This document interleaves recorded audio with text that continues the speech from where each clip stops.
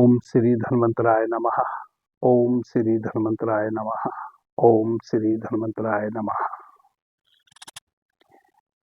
The yoga city channel पर आप सभी मित्रों का आज की चर्चा में मैं स्वागत करता हूं। आदरणीय मित्रों, एक व्याधि है लिकोरिया।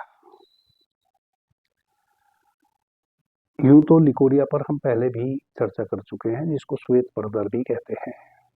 सबसे पहले तो जिन माताओं बहनों को लिकोरिया है, वह श्वेत परदर हो या रक्त परदर हो, या पुरुषों को पेशाब के साथ धातु का जाना, इन दोनों व्याधियों की चिकित्सा एक ही है।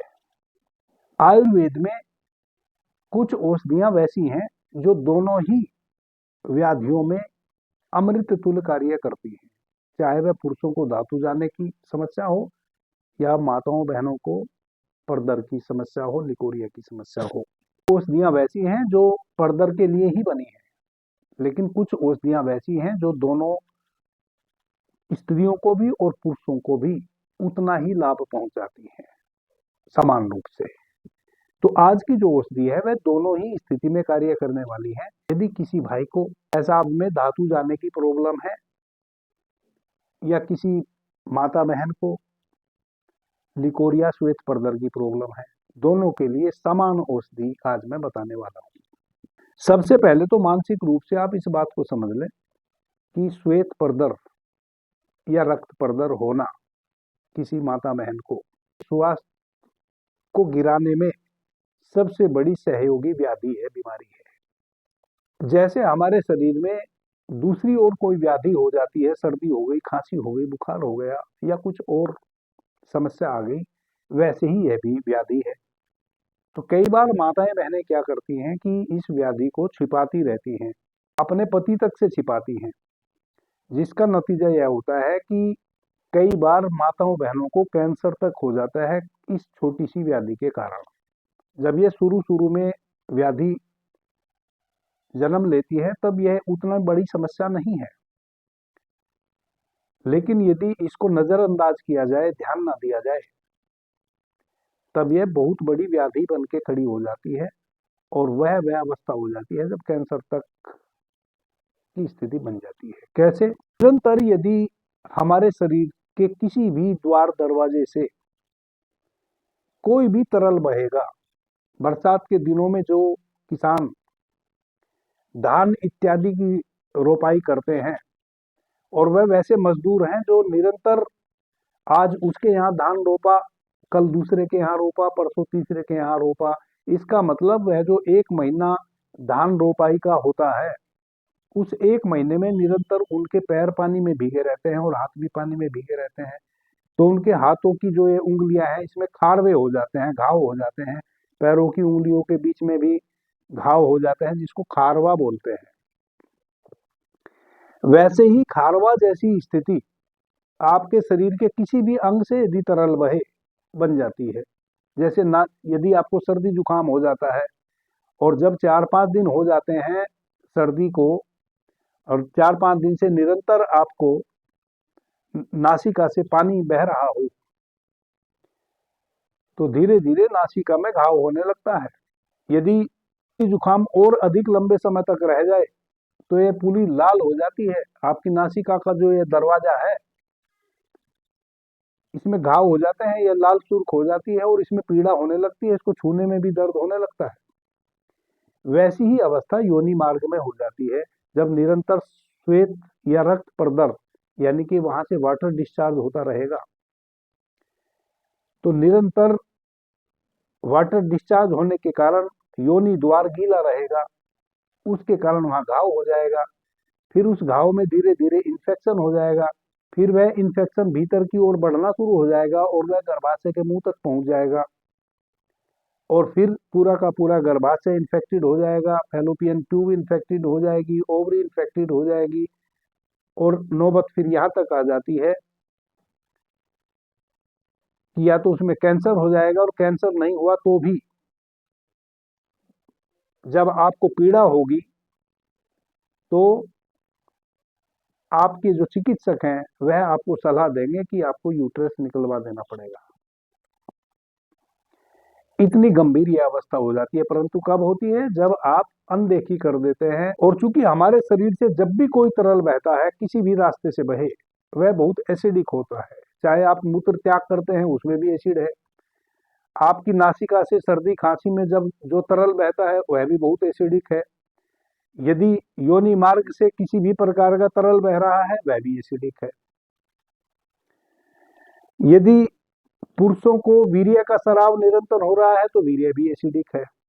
यह सारी चीजें एसिडिक हैं। यदि यह निरंतर बहती रहेंगी तो घाव पैदा कर देगी। सर्वप्रथम तो जिन माताओं बहनों को यह समस्या अभी अभी शुरू हुई है, उनसे मेरा हाथ जोड़कर निवेदन है कि वह किसी भी अपने निकट की लेडीज चिकित्सक के पास जाके परामर्श लें और जो उपाय बताया जाए उस उपाय को करें। नजरअंदाज ना करें। यह अभी थोड़ा थोड़ा आपको फील हो रहा है, क्योंकि सारा दिन तो यह बहता नहीं। यह बूंद बूंद करके दिन भर में 10-15 बूंद आता है। कभी 1 घंटे आधे घंटे में 1 बूंद निकला, और वह शुरू शुरू में यही स्थिति बनती है। अब इस स्थिति के बनने के पीछे जो माताएं बहनें हैं, वह क्यों संकोच करती हैं? उनको लगता है कि चूंकि यह एक गुप्त रोग है, तो उनको लगता है कि किसी को बताएंगे तो पता नहीं वह क्या सोचेगा, कहीं हम हंसी के पात्र बनेंगे। मैं उन माताओं बहनों से निवेदन पूर्वक यह कहना चाहता हूं कि जब सर्दी खांसी आपको हो जाती है, तो उसके लिए आप कभी जिम्मेवार होती हैं? थोड़ा सा गर्म सरद हुई कि आपको सर्दी खांसी हो गई,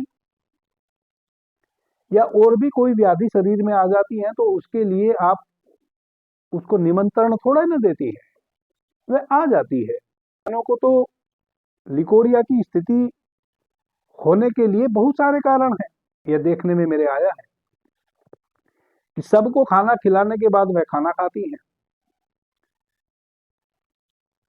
यदि भोजन अधिक था, बच गया, तो उसको फिर उठा के रख देती हैं। सबको सुबह में ताजा भोजन बना के खिलाएंगी और स्वयं वह रात्रि का बचा हुआ भोजन खाएंगी। फिर यदि दिन में भोजन बच गया, तो उसको फिर रात्रि में खाएंगी। इस प्रकार से अधिकतर गांव देहात में मैंने देखा है कि माताएं बहनें पूरे महीने में 15 दिन तो बासी भोजन ही खाती हैं, और जानबूझ के। उसके लिए वही स्वयं जिम्मेवार है, कोई दूसरा नहीं होता। बस वह उनकी मानसिक दशा अवस्था होती है कि अन्न है, इसको क्यों बर्बाद किया जाए। जबकि गांव देहात में पशु होते हैं, आप बचा हुआ भोजन पशुओं को दे सकते हैं। यह कारण भी लिकोरिया का बन जाता है। किसी दूसरी व्याधि के लिए, जैसे आपको बुखारी हो गया, या आपको सिर में दर्द है, या कोई और शरीर में व्याधि है, और उसके लिए निरंतर आप ट्रीटमेंट ले रहे हैं, एंटीबायोटिक चल गई आपकी, गर्भाशय में एक ताप बढ़ गया, गर्मी बढ़ गई, उस कारण से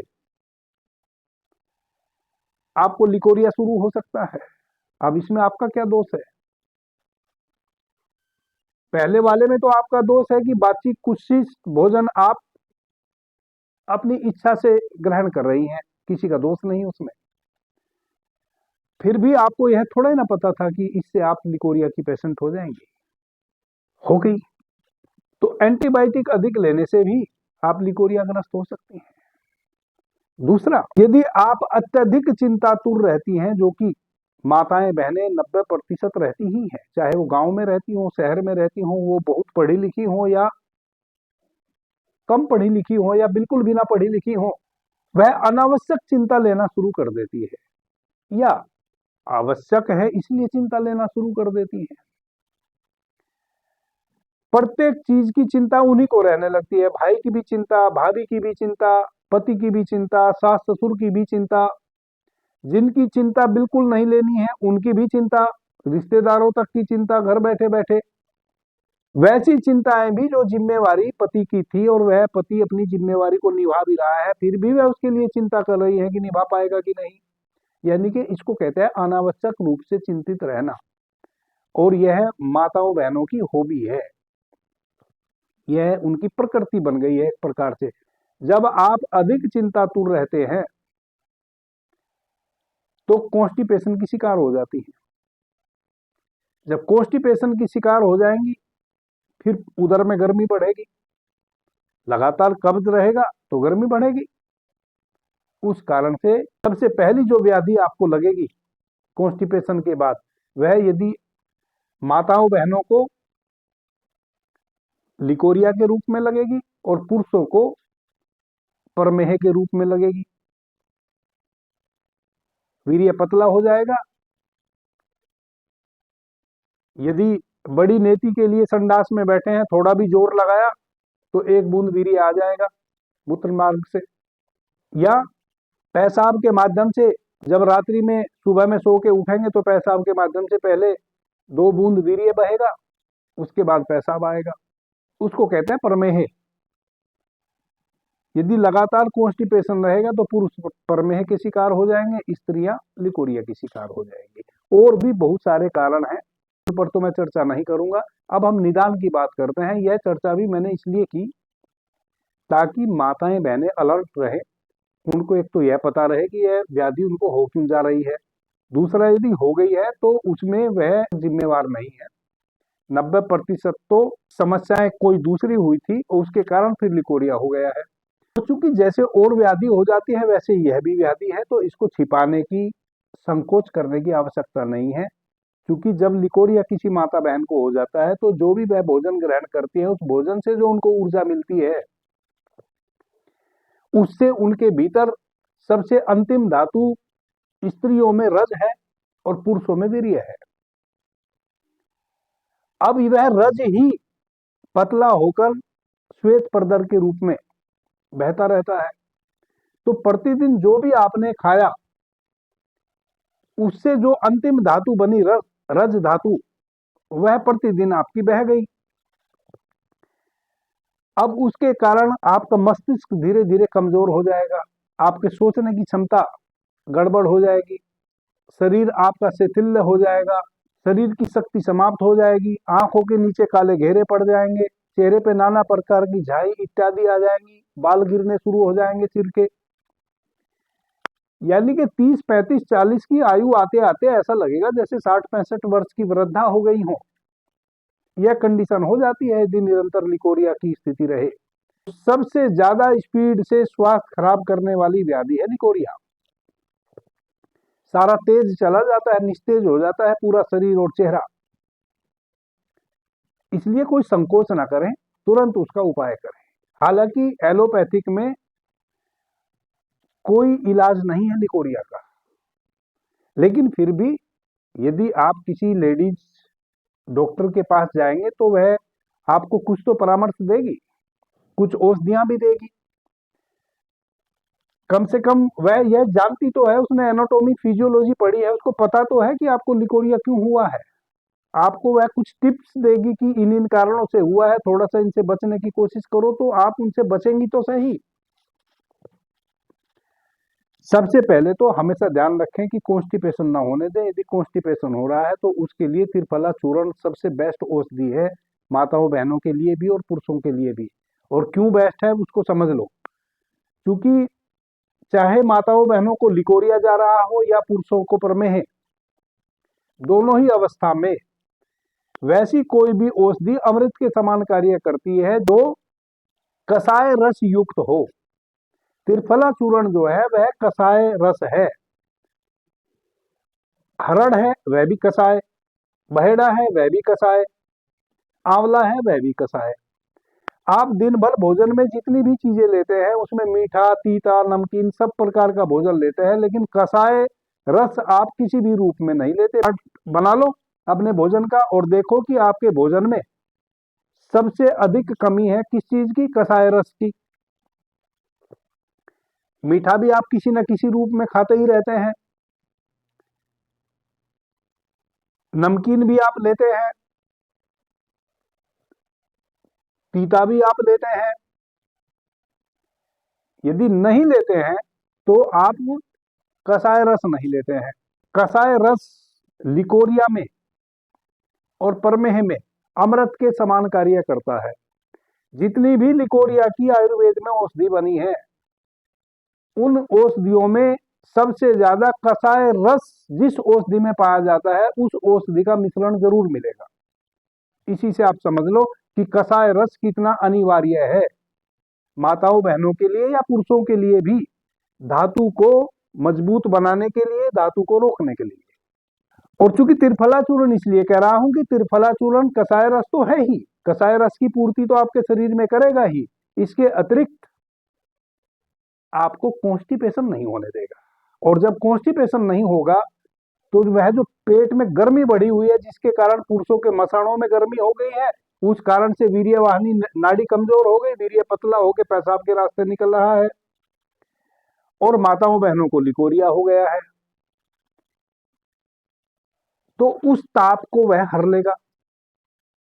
प्लस सही प्रकार से भोजन डाइजेस्ट होने लगेगा, आपको सही परिमाण में धातु बनने लगेंगी भोजन से।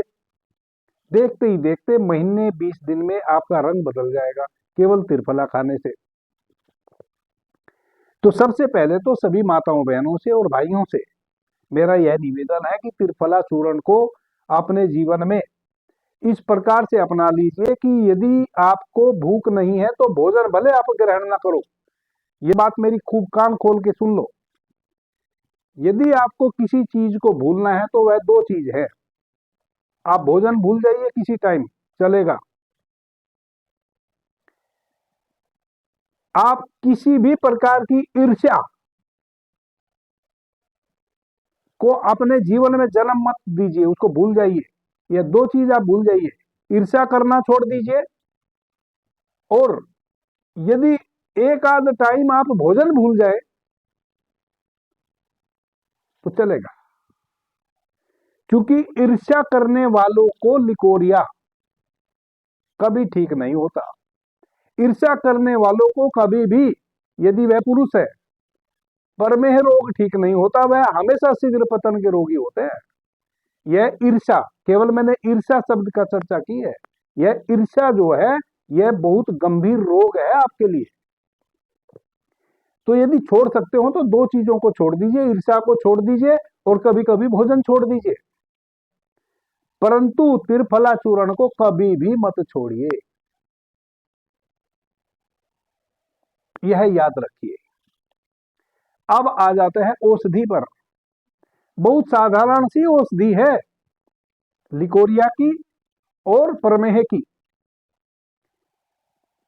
यदि आपके घर के बगल में कहीं जामुन का पेड़ है तो 2-3 जामुन की कोमल कोमल पत्तियां, जाइए जामुन के पेड़ के पास और वहीं से तोड़ के अपने मुंह में डाल लीजिए, और कम से कम 20 मिनट तक उसको मुंह में ही चबाते रहिए। उसके रस को, आपकी लार उसमें मिलती रहेगी, रस बनता रहेगा, उस रस को गटकते रहिए 20-25 मिनट तक। काम हो गया। 10 दिन में लिकोरिया ऐसे बैन हो जाएगा जैसे नल का बंद कर दिया हो, जैसे किसी ने नल की टोटी में ताला लगा दिया हो। यदि जामुन का पेड़ नहीं है तो बबूल, जिसको कीकर कहते हैं, पीछे मैंने एक तेल बताया था ना कान के लिए, उसमें कीकर के फूल डालने हैं और वह अमृत तुल तेल बन जाता है कान के लिए, कान की सभी समस्याओं को दूर कर देता है। उसी कीकर का, उसी बबूल के पेड़, यदि जामुन का पेड़ नहीं है तो बबूल का पेड़ होगा, उसके कोमल कोमल पत्ते 5-10 ग्राम की मात्रा में ले लीजिए, क्योंकि उसके पत्ते बड़े वेटलेस होते हैं, हल्के होते हैं, और बड़े कोमल कोमल पत्ते लेने हैं। उनको मुंह में वहीं के वहीं डाल लीजिए, पेड़ के पास जाइए, तोड़िए, मुंह में डाल लीजिए और चबाते हुए आइए। 20-25 मिनट तक उसको मुंह में चबाते रहिए, आपकी लार उसमें मिलती रहेगी, रस बनता रहेगा, उस रस को गटकते रहिए, अंत में वह लुगदी भी गटक जाइए बाद में, तो भी आपका 10 दिन में लिकोरिया या प्रमेह स्टॉप हो जाएगा।